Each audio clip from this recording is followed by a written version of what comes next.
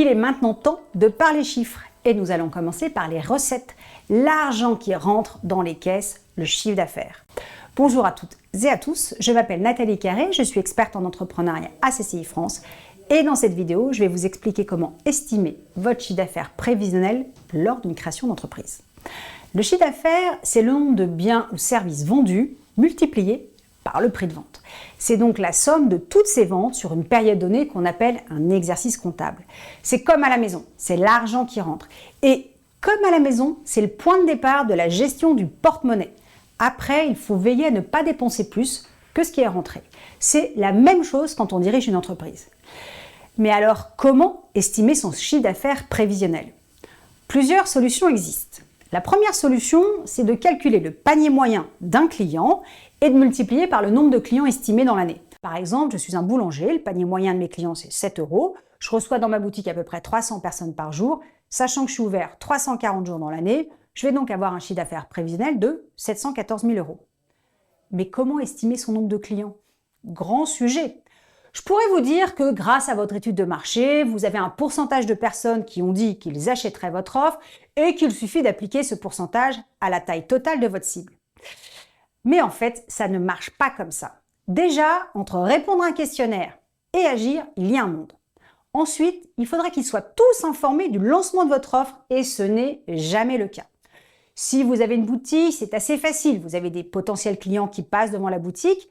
Mais si vous proposez de la vente en ligne, vous touchez potentiellement la France entière, voire tous les francophones, mais en réalité, c'est pas si simple. C'est le travail de la communication et nous verrons cela dans une autre vidéo. Et enfin, vous n'êtes pas le seul acteur, donc combien de clients vont choisir votre offre et combien iront chez vos concurrents? Donc, puisque le nombre de clients potentiels est très incertain, la seconde solution est de calculer votre chiffre d'affaires prévisionnel en fonction des dépenses que vous avez. Il doit être égal ou supérieur à vos dépenses. L'avantage des dépenses, c'est qu'elles sont faciles à identifier. Le remboursement de votre emprunt, votre loyer, vos dépenses de communication, etc. Donc, si vous prévoyez 200 000 € de charges sur une année, vous aurez besoin de réaliser au minimum 200 000 € de chiffre d'affaires dans l'année. Vous divisez alors ce chiffre par le panier moyen et vous aurez un objectif de client à atteindre. Sachant que vous pouvez avoir une bonne ou une mauvaise surprise.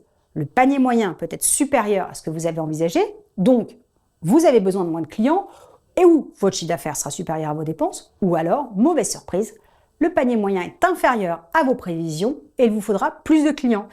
Ou alors, vous aurez un trou dans la caisse en fin d'année. Et ne rêvez pas, il vous sera difficile de jouer sur les dépenses au moins au début.